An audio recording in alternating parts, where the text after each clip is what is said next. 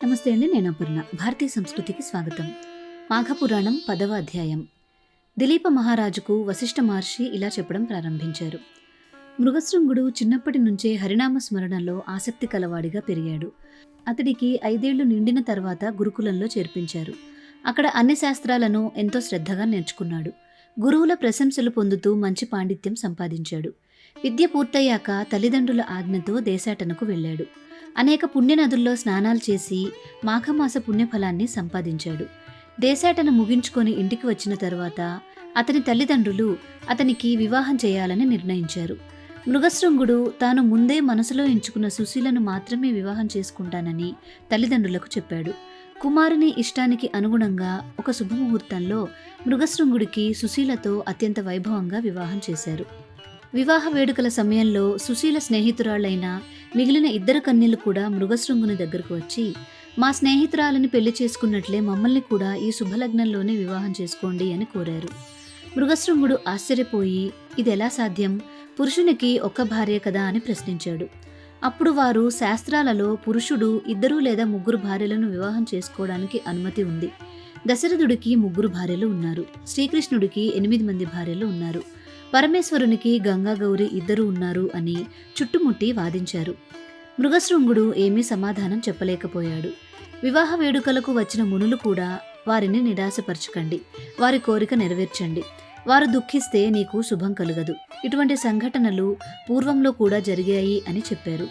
పెద్దలందరి అభిప్రాయం మేరకు మృగశృంగుడు ఆ 2 కన్యలను కూడా వివాహం చేసుకున్నాడు. ఈ విధంగా మృగశృంగుని కథను వశిష్ఠుడు దిలీప మహారాజుకు వివరించాడు. అప్పుడు దిలీపుడు, మహర్షి, వివాహాలు ఎన్ని రకాలుగా ఉంటాయి, వాటి వివరాలు చెప్పండి అని ప్రార్థించాడు. అప్పుడు వశిష్ఠుడు ఇలా చెప్పారు. వివాహాలు 8 రకాలు. బ్రాహ్మణ కన్యను అలంకరించి వరుని పిలిచి చేసే వివాహాన్ని బ్రాహ్మ వివాహం అంటారు. యజ్ఞం చేసేవానికి యజ్ఞం కోసం కన్యను ఇచ్చి చేసే పెళ్లిని దైవ వివాహం అంటారు. వరుడు 2 గోవులను ఇచ్చి కన్యను వివాహం చేసుకునే విధానాన్ని ఆర్ష వివాహం అంటారు. ధర్మం కోసం దంపతులు కలిసి జీవించాలంటూ ఆశీర్వదించి చేసే వివాహం ప్రాజాపత్యం. డబ్బు తీసుకొని కన్యను ఇచ్చే వివాహం అసుర వివాహం. 2 ప్రేమించుకొని చేసుకునే వివాహం గాంధర్వ వివాహం. బలవంతంగా కన్యను అపహరించి చేసే వివాహం రాక్షస వివాహం. మోసం చేసి నమ్మించి చేసుకునే వివాహం పైశాచిక వివాహం. గృహస్థాశ్రమం ఈ లోక సుఖానికి పరలోక సుఖానికి ఉత్తమ మార్గం. భార్యాభర్తలు పరస్పర అవగాహనతో జీవించడం, ఉన్నదానితో తృప్తి చెందడం, భగవంతునిపై భక్తి, అతిథి సత్కారం వంటి గుణాలు కలిగిన వాడే నిజమైన గృహస్థుడు. నోములు, వ్రతాలు, పర్వదిన ఉపవాసాలు, కార్తీక మాఘమాసాలలో నదీ స్నానం, శివకేశవ స్మరణ వలన తేజస్సు కలుగుతుంది. ఉదయం భగవంతుని స్మరించి స్నానం చేసి పూజ చేయాలి. కార్తీక మాఘ వైశాఖ మాసాలలో శక్తి మేరకు దాన ధర్మాలు చేయాలి. మనిషి ఈ లోకంతో పాటు పరలోకాన్ని ఆలోచించాలి. స్త్రీ పతివ్రతగా భర్తను దైవంగా భావించి సేవించాలి. భర్త గుణాలనే చూడాలి. పురుషుడు కూడా స్త్రీని అందంతో కాక శీలం, గుణంతో గౌరవించాలి. అప్పుడే పరస్పర ప్రేమతో సంసారం సుఖంగా ఉంటుంది. భార్య సలహాలో మంత్రిలా, పనుల్లో సేవకురాలిలా, భోజనం వడ్డించేటప్పుడు తల్లిలా, శయనంలో భర్తకు ఆనందం కలిగించేలా ఉండాలి. అందంలో లక్ష్మీదేవిలా, సహనంలో భూదేవిలా ఉండే స్త్రీ ఉత్తమ స్త్రీ. స్త్రీ నెలసరి సమయంలో 4 రోజులు విశ్రాంతి తీసుకొని 4వ రోజు స్నానం చేసి శుభవస్త్రాలు ధరించి భర్తకు, సూర్యుడికి, ఇష్టదైవానికి నమస్కరించాలి. ఈ గుణాలున్న 3 కన్యలను మృగశృంగుడు వివాహం చేసుకొని సుఖంగా గృహస్థాశ్రమంలో జీవించాడు.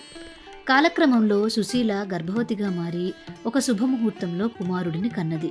అతనికి మృకండు అని నామకరణం చేశారు.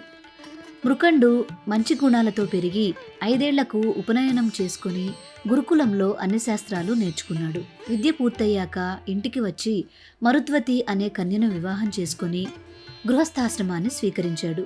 మృగశృంగుని ఇతర భార్యలకు కూడా కుమారులు పుట్టి వారికి విద్యను నేర్పి వివాహాలు చేశారు. మృగశృంగుడు మాఘమాసంలో స్నానాలు, జపాలు, దానధర్మాలు నిష్టగా చేయమని కుటుంబాన్ని ప్రోత్సహించాడు. మాఘమాస పుణ్యఫలంతో కుటుంబం సుఖంగా జీవించింది.